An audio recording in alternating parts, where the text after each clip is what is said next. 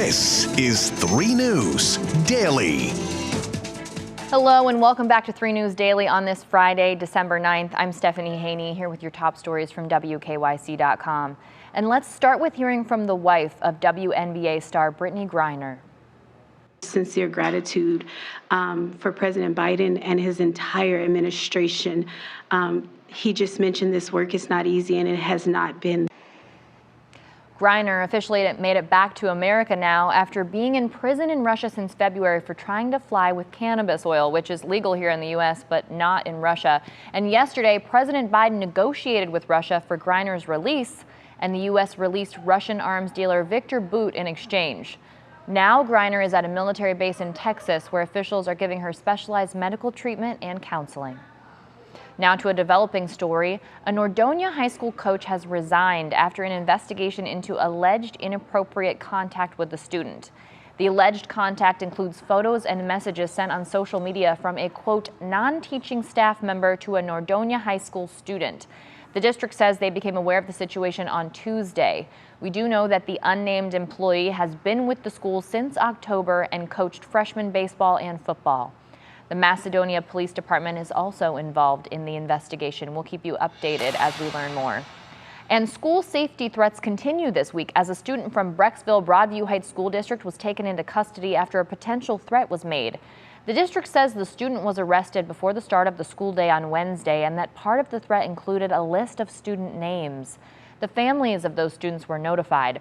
A district spokesperson says the threat was reported through the Stop It app, which is used for anonymous incident reporting. Now remember, we told you earlier this week about a fake threat made at Bedford schools. 3 News investigative reporter Marissa Science has uncovered just how extensive the safety threats to Bedford High School have been. Since August of last year, the school contacted police 285 times, according to reports. And last night, the Bedford Board of Education met for the final time this year. Now, despite the threat this week and that high number of police calls, the board, for some reason, did not address safety concerns, and no parents spoke out about the issues during the public comment portion. Now, for an update from the Lorain, Medina community-based correctional facility, officials say both escaped inmates, Johnny Brooks and Stephen Carpenter, are back in custody after breaking out through a window on Wednesday. Police say that one of them was captured at a Red Roof Inn in Akron, that was Brooks, and that Wadsworth police picked up Carpenter while he was seen walking. A woman was also arrested, and the police say they suspect that she was hiding the escapees. Carpenter was serving a sentence for burglary, while Brooks had been sentenced for drug possession.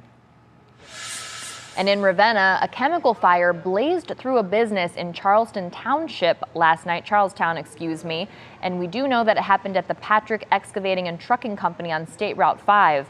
Now, the fire broke out around 8:30 p.m., and Ravenna Fire has confirmed that crews had it under control by midnight. But around 6 o'clock this morning, that changed when the fire rekindled.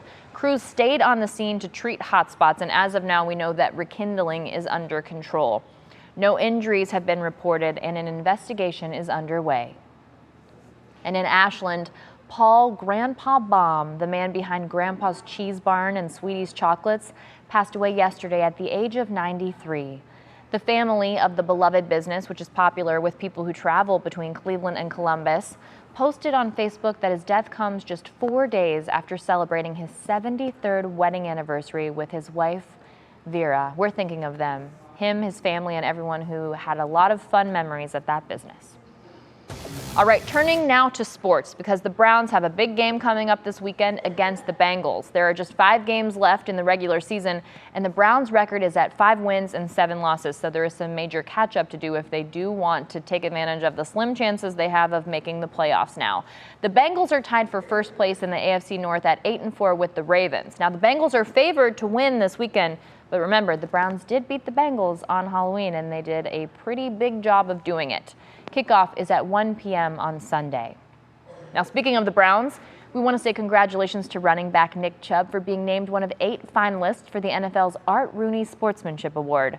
Only players who represent outstanding sportsmanship on the field are nominated, and the winner is picked by current NFL players. We want to say a big thank you to Nick Chubb for representing our team with such class. Now, for a former Cleveland Brown, Thursday night football played out like a Hollywood movie for Baker Mayfield. Just 2 days after being claimed off waivers after leaving the Panthers, Baker debuted for the Los Angeles Rams when he was brought off the bench to replace starter John Wolford. Now, there were some early struggles, but trailing 16-10 with 1:45 left in the game, Mayfield and the Rams offense took over, and it was what looks like the beginning of a beautiful friendship because Baker and the Rams got the ball at their own 2-yard line. They were out of timeouts. But even so, the former Heisman Trophy winner engineered an 8-play, 98-yard drive and finished off the game with a winning 23-yard touchdown pass to Van Jefferson with just 10 seconds left on the clock. And with that, he breaks a 6-game losing streak for the 4-9 Rams. And I want to say congratulations, Baker. I'm happy for you.